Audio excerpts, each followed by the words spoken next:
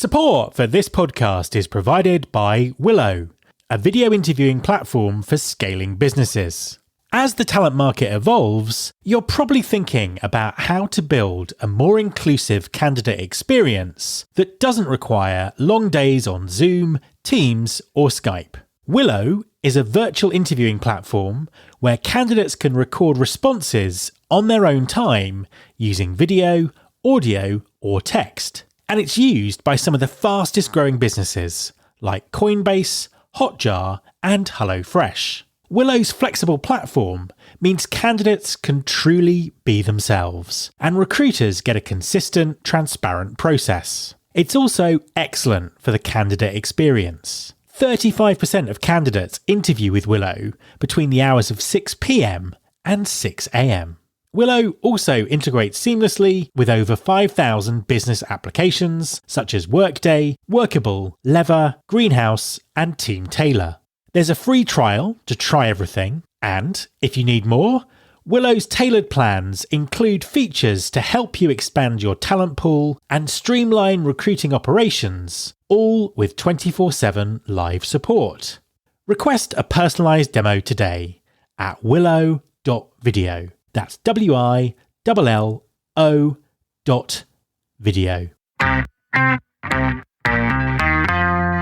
There's been more of scientific discovery, more of technical advancement and material progress in your lifetime and mine than in all the ages of history.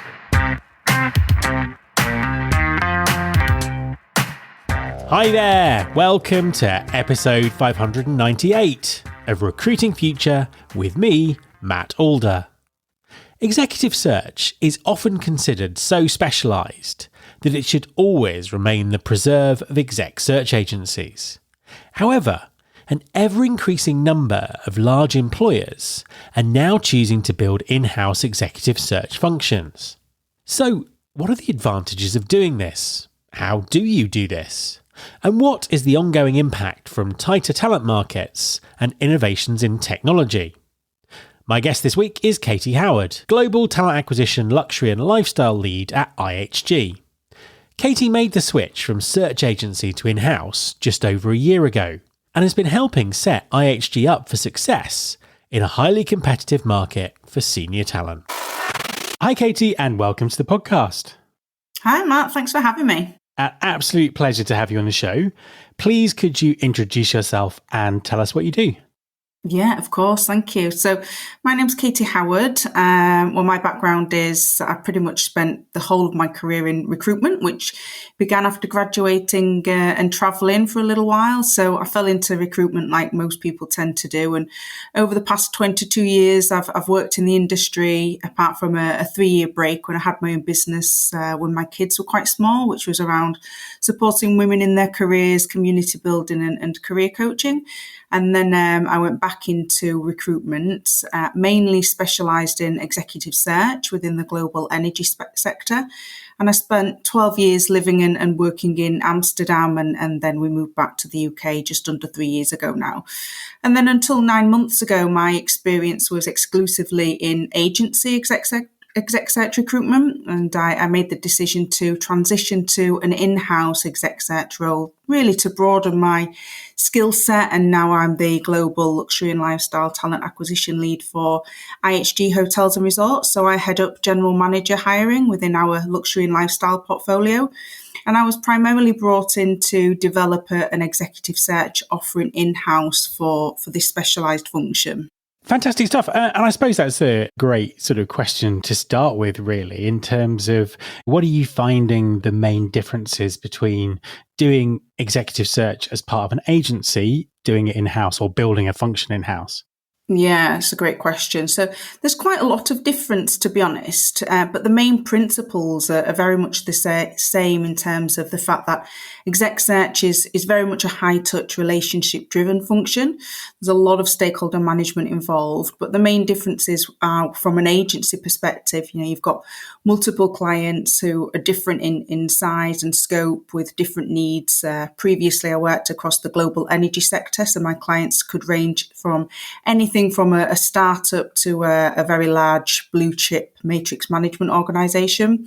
And companies tend to use you when you're working in agency, when they've exhausted their traditional methods of recruiting. And they're really at a point where they need a specialist with expertise to come in and conduct targeted search for the position that you've been selected to work on. So ultimately, it's very much a sales role. You have to have very highly developed business development and commercial sales skills. You have to identify the clients that need your help initially. You've got to win the business in quite a highly competitive market as well. So you're involved in lots of commercial negotiations in the first instance. You agree in ways of working, you negotiate in terms of business. And then after that, it's very much conducting the search assignment and direct sourcing and interviewing and market mapping and then managing that relationship with the client. It's also quite a highly targeted environment in a lot of agency environments, very fast-paced, very long hours, very, very competitive. And then from an in-house perspective, there's obviously no more sales involved because you only have one client, which is the internal client. And when you're working for a large corporate like IHG, you're working across different regions with multiple stakeholders, from the direct hiring team, heads of HR, heads of reward, recruitment marketing, employer branding and strategy, DE&I, TA ops, onboarding, L&D. So it's a huge ecosystem really from an in-house perspective, but you're also working with a lot of internal stakeholders. So there's lots of internal stakeholder management in a very complex matrix management structure as well. So you've got to be able to kind of really get your head around that. And when I joined IHG, there was no internal exec search function per se. And due to the massive growth in our luxury and lifestyle portfolio of hotels, it was identified that the GM hiring for this segment needed a dedicated function. And my boss, Eunice, really wanted somebody from an agency exec search background to fill this role, which is primarily when I stepped in. So it was a great opportunity for me, since working purely agency side for over 20 years. It was starting to get a little bit samey. I wanted a new challenge. So it was 100% the right move for me. And I feel a lot more interesting as well, because I'm working with many different functions now across TA and HR and the business. So you really get immersed into the inner workings of a company, which you don't necessarily have that exposure to when working agency side. You're only brought in at kind of the end point when they're looking to, fill a critical role and they've identified the need to use a partner. And do you find the candidates respond differently to in-house executive search as opposed to agency? Is there a kind of a tradition of agencies kind of dominating this space in the market you work in? I think it's similar, to be honest with you, because it's all about the approach at the end of the day. It's how you approach the candidates in the marketplace, how you get them to engage with you as a business, what you're telling them about the opportunity. Working in-house, you've got more facts at hand, because you can go to lots of different divisions to ask about the story behind a particular position or the culture of the organisation, the values. So you can get a lot more rich information when you're working in-house. But it's competitive because there's a number of agencies that also work within the hospitality space as well. And hospitality is quite a competitive marketplace. So, talent is, it's not easy to come by, and it never will be, I think, when you're working at certain levels within an organisation. But I think a lot of it is around, how you're communicating with that talent in the marketplace and how you engage with them to, get them interested in initiating or sparking a conversation initially. Because a lot of these times the candidates you're speaking to are passive. They're doing really well in their current companies, so it's about how can we start to have these career conversations and get them engaged in wanting to work for a company like ours. Tell us a little bit more about that talent market. How short supply is the talent? How long do people tend to stay in their roles? And how do you sort of go about, developing that kind of persuasion strategy to get them to move? Yeah, so the talent market, in hospitality, there's different portfolios, and within there's different volumes of hotels. So you've got within IHG, there's, for example, the premium and essential suites brands like your Holiday Inns or your Crown Plazas, where there's a lot more of these hotels as opposed to, say, the luxury brands, which is the division that I work in, which makes the competitive set smaller, which means the talent market shrinks significantly.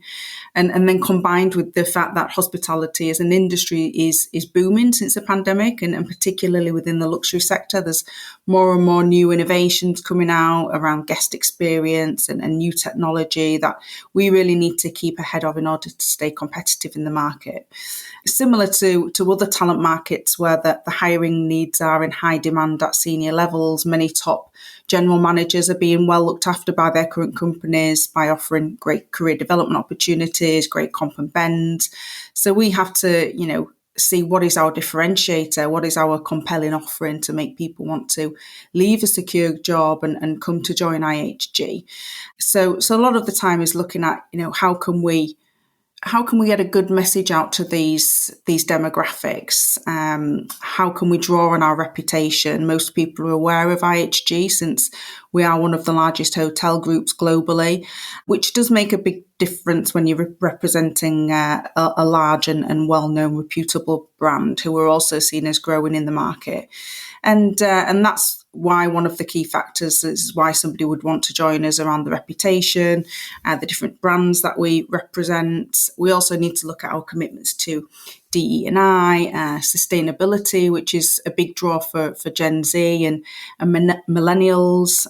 We need to look at our opportunities for progression, to move from hotels to corporate and vice versa. And we promote squiggly careers as well through our Room to Grow initiative. So people tend to want to move to join a large corporate that has a great infrastructure behind them in terms of support from corporate head office functions. And then the messaging is all around the particular assignment. So, whether it's a resort or a city hotel, and what are the key differentiators within that hotel versus some of the comp set.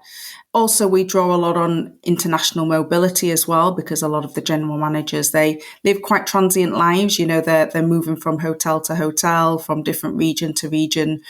Generally, as a rule of thumb, general managers tend to stay in one hotel for anything from 2 to 3 years, sometimes a lot longer. But that's generally the rule of thumb, and then they'll move on to another hotel. So, we've got quite a large global talent pool to work from as well, when we're not restricted to certain locations. But there are some restrictions because a hotel might need someone with a particular language or cultural background, cultural awareness, etc. A few things I want to pick up on. Firstly, tell us more about Squiggly Careers.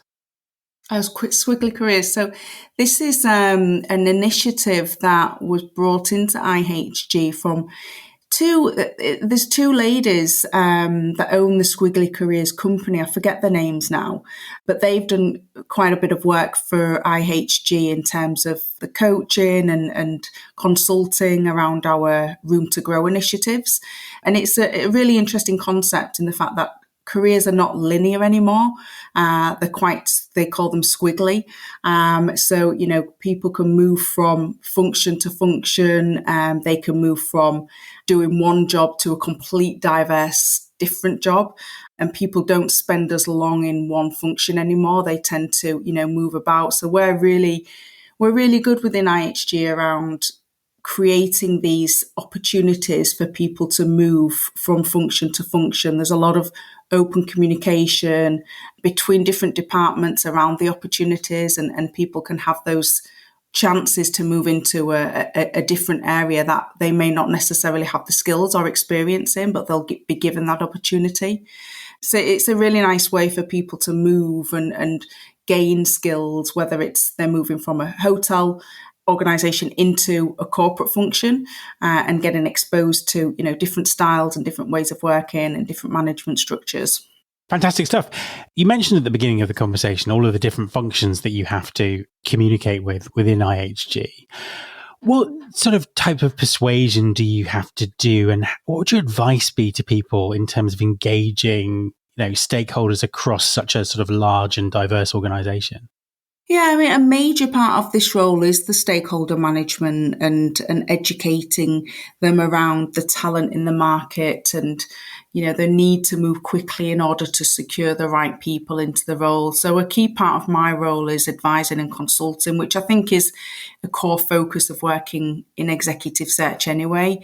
It's been seen as that strategic talent partner to the business, and it's something that's been met with a lot of positivity within the teams and the regions I've been working across, because a lot of the time we're helping take away the guesswork from recruitment and selection, and we're saving our hiring team a lot of time when it comes to making decisions, since they're based on fact and analysis of the market and the talent available within the market.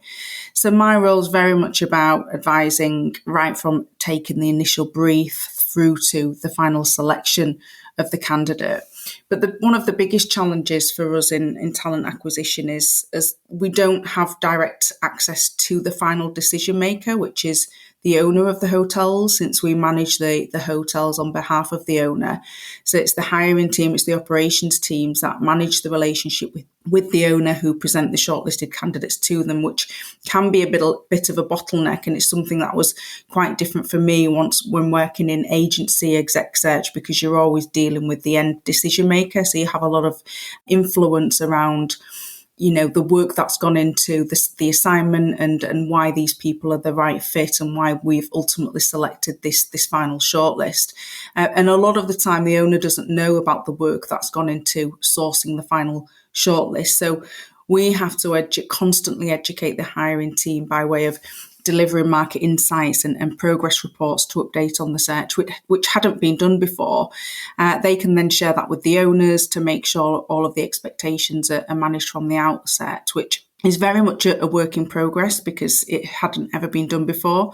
So we're slowly making some changes with the operations teams who are open to getting the owner involved earlier in the recruitment process, so we don't have any major surprises towards the end of the process. And this very much all links into, the candidate experience as well, because the key thing we wanted was to create this candidate experience that matched what a guest experience is within our luxury and lifestyle hotels, which really enables the candidate to experience that brand in action.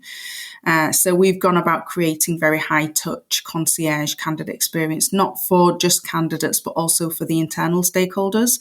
And that's gone down really well. And alongside that, we've developed a whole new set of tools and recruitment assets. And ultimately, we want the candidate to come away an advocate of IHG, regardless of the outcome, so that we grow our reputation as really as the employer of choice. But ultimately, from a persuasion standpoint, it's very much about having open communication, really advising on the market, the talent market, backing that up with the progress reports, and just highlighting the individuals that we're selecting and why we've selected them, and managing expectations, because sometimes expectations can be unrealistic.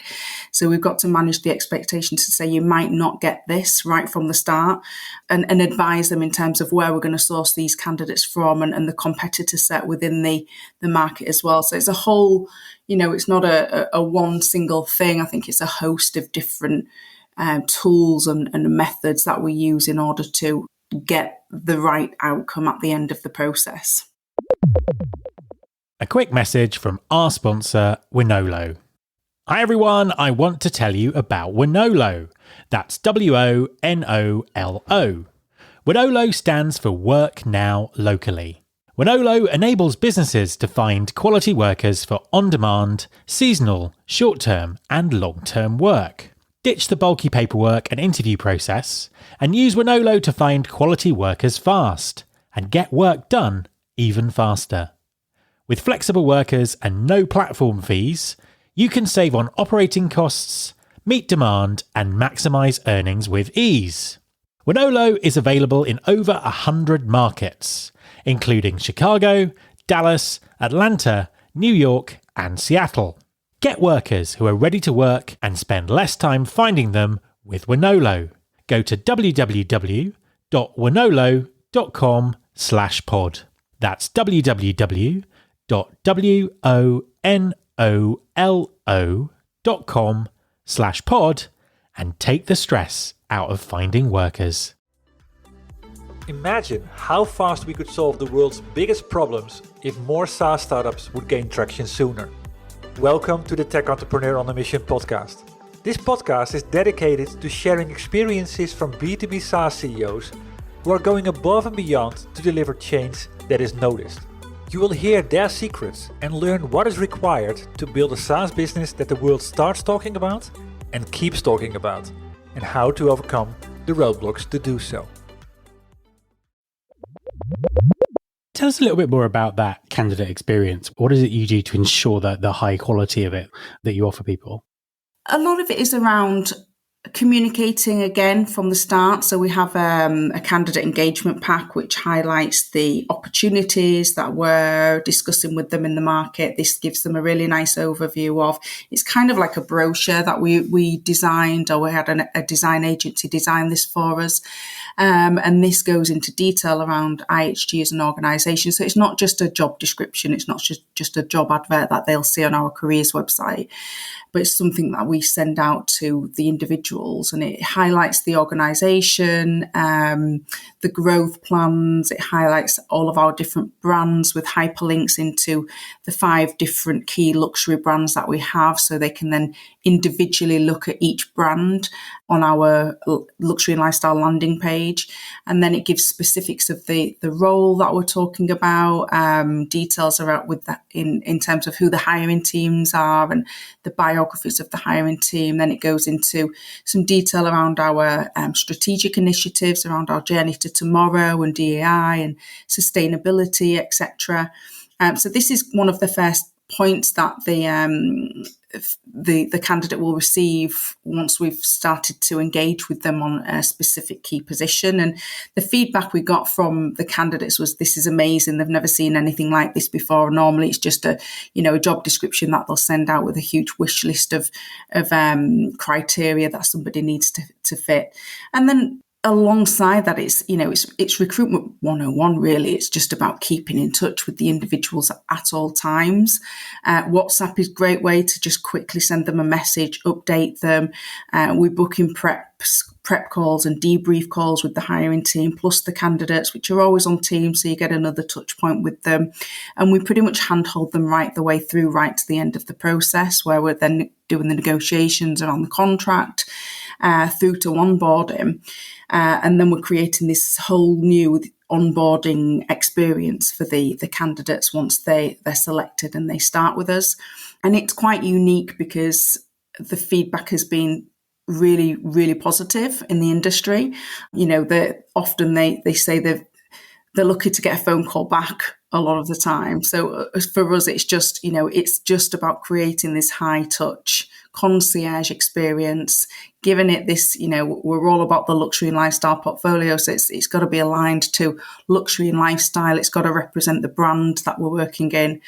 And that's, that's ultimately it. There's some new initiatives that we're looking at, which will be further down the line. But I've only been enrolled for 9 months, so a lot of this has been kind of unpacked and developed over that period. And then there's later on this year there'll be different things that we'll be looking at in terms of once the candidate accepts, what can we send out to them that gives them a nice kind of luxury and lifestyle look and feel to it as well. You mentioned DE&I sort of several times in the conversation.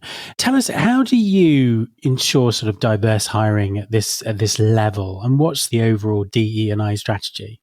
Yeah, so we have what's called our Journey to Tomorrow initiatives, which is our 10-year business plan to make a positive difference in a changing world. And one of the goals is around championing a diverse culture where everybody can thrive, called Room to Belong. And each of our regions are very different in terms of our DEI strategies. So we work very closely with the talent management and HR teams around our DEI strategies to provide advice around local talent in each of the key regions from a diversity perspective. So what's right for one region might not necessarily be right for another region. So we have to make sure that we are working in the right way with the different regions around the different elements of DE&I and what we can and what we can't achieve. And the requirements, as I said, are very different. So as well as providing diverse shortlists where possible, we're undertaking a number of awareness raising efforts around our diversity initiatives. So we have our RISE programme, which is aimed at female representation in our GM and hotels community. And then we have a number of ERGs across the whole business, from Leaning Groups, which is focused on gender equity, to Embrace, which is our network for employees of ethnic minority background. We've got Open and Out, which is our platform for conversations around LGBTQ. We've got Dawn, which is our disability and wellbeing network. And all of these do amazing events and initiatives, which contributes huge value to our culture, and where DEI is really then kept at the forefront of everything that we do. And we've also focused on upskilling local talent in our markets with the aim of doubling underrepresented groups within our teams as well.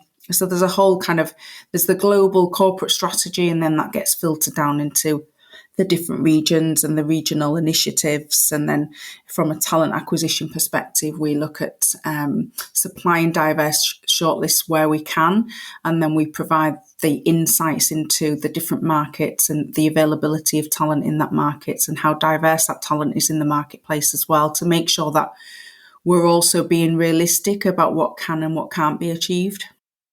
Obviously, the big talk in the industry at the moment is around the impact of AI and what it's going to do to talent acquisition. What does the future look like for executive hiring? I mean, how do you think technology and AI might have an impact in terms of, how you do what you do? Yeah, sure. I think the premise of exec hiring will broadly stay the same in terms of the fact that it's a high touch, it's strategic hiring function that's very much aligned with the business, and in the sense that you're hiring the top leadership positions that make a significant impact on an organization's success. Therefore, positioning yourself as a partner will always be key and critical. I think there'll be more of a focus on diversity and inclusion in executive hiring. There'll be greater priority in building diverse candidate pipelines and employing unbiased assessment methods and inclusive hiring practices. I think also that there'll be some changes in terms of the skill sets required around DE&I and sustainability and social responsibility, since a lot of companies now are placing a lot of emphasis on ethical leadership. And there'll be more of an expansion, I think, of gig and interim executive roles as well, to fill critical leadership gaps or spearhead specific initiatives. And then from a tech point of view, I think technology and AI can really greatly enhance various aspects of exec hiring. The human element still will remain critical, because ultimately it's about building and maintaining relationships with hiring managers and candidates, and understanding their unique needs and preferences, and providing that very personalised guidance and support, which I think are very, very much essential components of successful executive search assignments. But we will increasingly leverage technology and AI-powered tools to streamline our processes. We've and improved our candidate assessment methods. We've just signed up to a new CRM platform, which is a generative AI platform, which I think will really become an integral part of our toolkit, particularly around building talent pipelines for executive roles and identifying high potential employees to make sure that they're ready for future leadership positions. And alongside that will be around the data-driven decision making as well. So utilising data analytics and insights to inform hiring decisions, building robust progress reports and tracking those key metrics around time to fill and candidate quality, and then ultimately identifying areas for improvement within the hiring process, really just to optimize the exec search efforts and to achieve overall better outcomes. And a final question for you. What advice would you give to someone who was moving in-house to set up an internal exec search function? I would say, it's a really, really interesting move, particularly, being in agency for over 20 years. It's a long time to be on the agency side, which I loved. And it was quite a hard decision to move in-house. But ultimately, if you're looking to broaden your skill set and you're looking to really get involved in the inner workings of a company, where you're not just involved in working with the hiring team to fill one position, you're working with the whole organisation around the whole HR and talent ecosystem, as well as getting involved in business strategy. It's a real opportunity for you to expand your skill set around talent acquisition and HR in general. And if you're working for a larger company with a bigger infrastructure, there's so much exposure in terms of the regions and, the regional diverse perspectives across those as well. So I think it's just a very, very interesting landscape to move into when you've been working on a very much a commercial function for a long time, to move into that whole, embrace the whole HR and talent acquisition piece, which for me was 100% the right move. And it's just been a really challenging and interesting journey so far, and one that's really pushed me as well, because you get stuck in, I guess you get stuck in a bit of a rut when you're working in one function for such a long time, and then moving in-house has just exposed me to so much more than I would have got by staying on the agency side. Katie, thank you very much for talking to me. Thanks so much, Matt. My thanks to Katie. You can follow this podcast on Apple Podcasts, on Spotify, or via your podcasting app of choice. Please also follow the show on Instagram. You can find us by searching for Recruiting Future. You can search all the past episodes at recruitingfuture.com. On that site, you can also subscribe to our monthly newsletter, Recruiting Future Feast, and get the inside track about everything that's coming up on the show. Thanks very much for listening. I'll be back next time, and I hope you'll join me.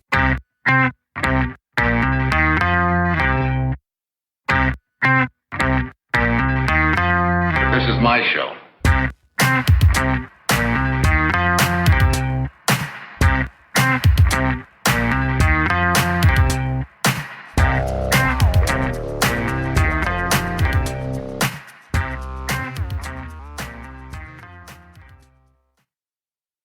Hi, my name is Sarah, and I want to tell you about my podcast called Can I Offer You Some Feedback? I'm a business consultant and executive coach with over 20 years experience in change management, leadership development, and naturally providing feedback to high performers. My podcast is for those of you who have a complicated relationship with feedback, whether giving, receiving, avoiding, or seeking. Feedback is essential for our development. In each episode, you'll hear from real people across industries with their ideas, perspectives, and best practices on feedback. I'll also be sharing business bites with you, simple explanations of organizational tools, management techniques, and leadership philosophies that will help you and your businesses thrive. You can listen to Can I Offer You Some Feedback on your favorite podcast app, or learn more at evergreenpodcasts.com.